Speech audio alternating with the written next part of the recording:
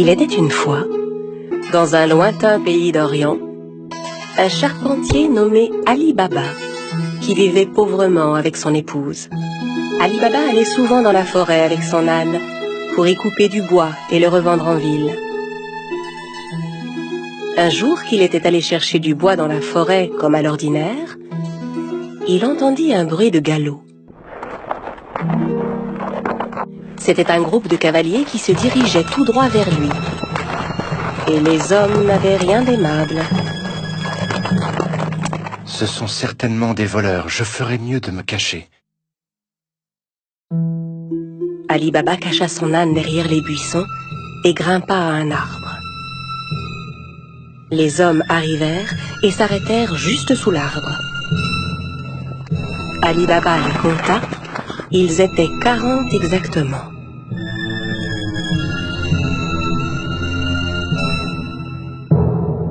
Les hommes déchargèrent les lourds sacs que portaient leurs chevaux. Et Ali Baba comprit alors que ces hommes étaient bien des voleurs. Le chef de la bande se dirigea vers un énorme rocher devant lequel il se mit à crier. Sésame, ouvre-toi! Soudain, il se passa une chose incroyable. Le gros rocher glissa sur le côté comme une porte coulissante, laissant apparaître une grotte. Les voleurs entrèrent un par un en portant leurs gros sacs. Quand le dernier fut entré, la porte se referma automatiquement. Ali Baba était médusé par ce qu'il voyait. Au bout de quelques instants, le rocher s'ouvrit à nouveau et les voleurs ressortirent de la grotte.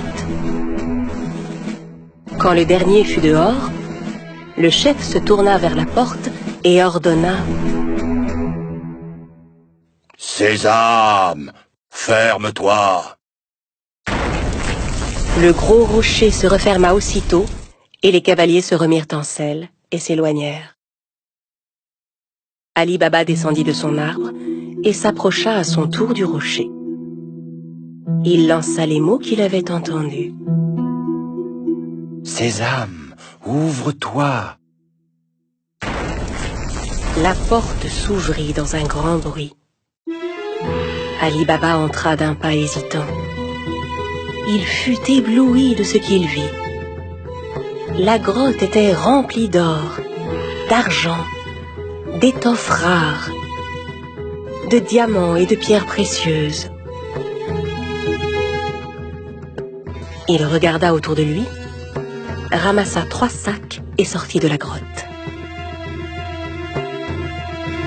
Puis il se retourna vers le rocher et lui adressa les mêmes mots que le chef des voleurs. Sésame, ferme-toi! Il chargea les sacs sur le dos de son âne et rentra chez lui. Arrivé à la maison, il montra les sacs à sa femme. Elle n'en croyait pas ses yeux et pensa qu'Ali Baba avait volé les sacs. « Où as-tu trouvé tout cet or ?» Ali Baba lui raconta alors tout ce qui s'était passé. Elle était si heureuse. Ils se mirent ensemble à vider les sacs. « Aide-moi à compter ça. Je veux savoir combien d'or nous avons. » Non, creusons plutôt un trou pour y enterrer cet or. « Va creuser le trou, j'irai demander une tasse à mesurer à ton frère Cassim. » Cassim, le frère d'Ali Baba, était un riche marchand, mais c'était un homme très cupide. Il n'avait jamais aidé Ali Baba, qui mit sa femme en garde. Très bien, mais ne lui parle surtout pas de l'or. Personne ne doit savoir. La femme se rendit chez Cassim pour lui emprunter une tasse à mesurer. Sachant qu'ils étaient très pauvres, Cassim lui demanda « Que veux-tu faire de cette tasse? Tu n'as pas d'argent à mesurer ?» La femme inventa alors un mensonge. Bien sûr, Cassim n'en crut pas un mot. Il mit discrètement un peu de miel sous la tasse avant de la confier à l'épouse d'Ali Baba. La femme rentra chez elle avec la tasse et commença à mesurer l'or. Puis quand ils eurent compté tout leur or, Ali Baba alla l'enterrer dans un grand trou. Quand tout l'or fut bien enterré, la femme d'Ali Baba rapporta la tasse chez son beau-frère. Elle n'avait pas remarqué que de l'or était resté collé sous la tasse. Quand Cassim reprit la tasse, il vérifia aussitôt dessous. En voyant que de l'or y était collé, il fut stupéfait.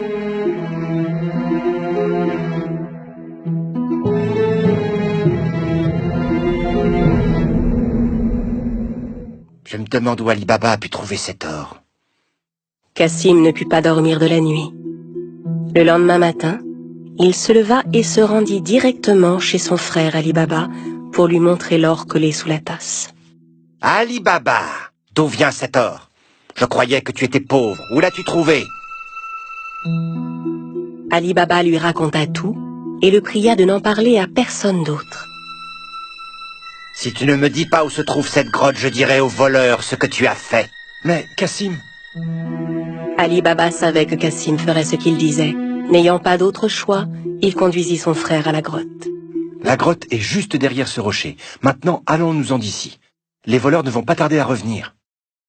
Ali Baba et Cassim rentrèrent chez eux, mais Cassim ne cessait de penser à la grotte. Il prit 2 chevaux avec lui et retourna à la grotte aussitôt. Arrivé devant l'entrée, il récita les mots qu'Ali Baba lui avait indiqués. « Sésame, ouvre-toi » Le gros rocher se mit à bouger et la grotte s'ouvrit. Cassim n'en croyait pas ses yeux.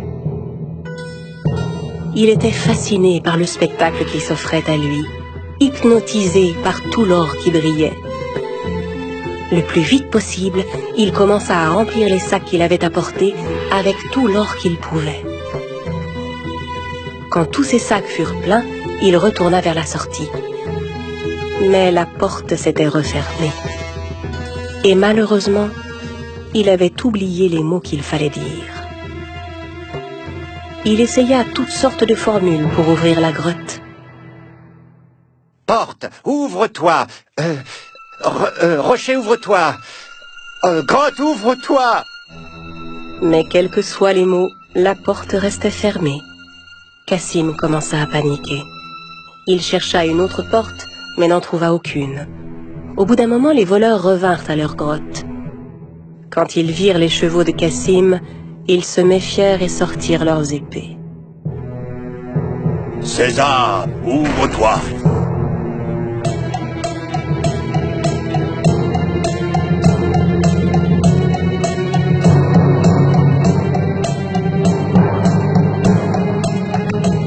En entrant dans la grotte, les voleurs s'emparèrent de Cassim et le punirent sur le champ. « Alors c'est donc lui le voleur qui nous a volé notre or ?» À la nuit tombée, ne voyant pas revenir Cassim, sa femme commença à s'inquiéter. Elle courut chez Ali Baba pour lui demander son aide. Ali Baba aussi était inquiet pour son frère. Il retourna à la grotte et vit les 2 chevaux qui attendaient devant la porte. Il comprit alors que son frère était à l'intérieur et qu'il s'était fait tuer par les voleurs. Il retourna voir sa belle-sœur et lui raconta tout. Ensemble, ils décidèrent de n'en parler à personne. Au bout de quelque temps, Ali Baba et son épouse vinrent s'installer dans la maison de Cassim. Ils s'occupaient de son commerce et aidaient à le faire prospérer. Leur fortune ne cessait de croître. Dans le même temps, le chef des voleurs se rendait compte que l'or caché dans sa grotte ne cessait de diminuer de jour en jour. Il ordonna donc à l'un de ses hommes de vérifier s'il ne voyait rien de suspect. « Va en ville, cherche s'il n'y a pas quelqu'un qui serait devenu soudainement riche et dépensier. Depuis quelque temps... » En se promenant dans les rues du marché, l'homme vit Ali Baba qui payait ses achats avec de l'or. Il le suivit jusque chez lui. Quand Ali Baba entra dans la maison, le voleur marqua sa porte. À la nuit tombée, la femme de Cassim sortit pour donner de l'eau fraîche aux animaux.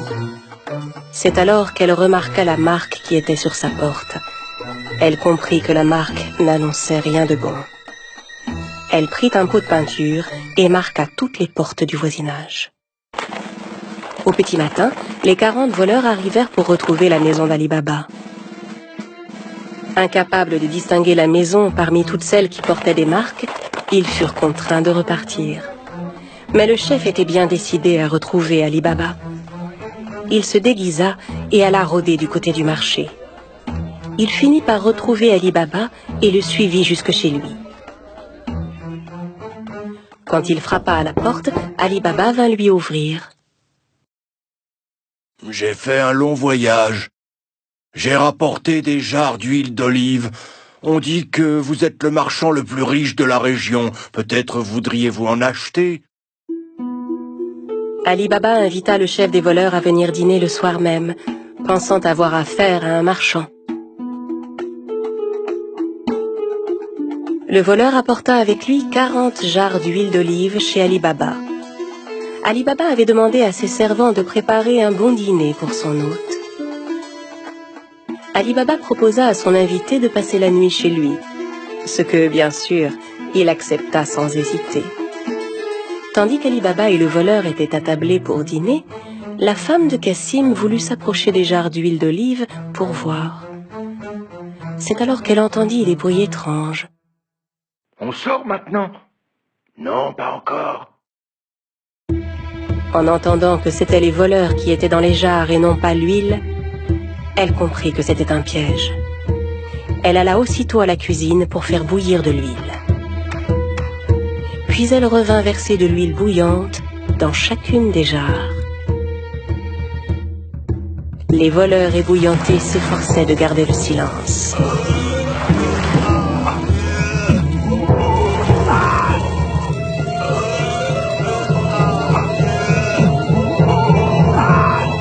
À minuit, quand tout le monde était endormi, le chef des voleurs alla vers les jarres. « Vous pouvez sortir maintenant. » N'ayant aucune réponse, il appela à nouveau. « Les gars, vous dormez ?» N'entendant à nouveau aucune réaction, il décida d'ouvrir les jarres et fut terrifié de ce qu'il vit. Terrorisé à l'idée de se faire attraper à son tour, il s'enfuit et ne revint jamais. Le lendemain matin, la femme de Cassim raconta à Ali Baba ce qui s'était passé. Cette fois, il savait qu'il n'aurait plus jamais à s'inquiéter des voleurs. À partir de ce jour, Ali Baba et sa famille menèrent une vie riche et heureuse.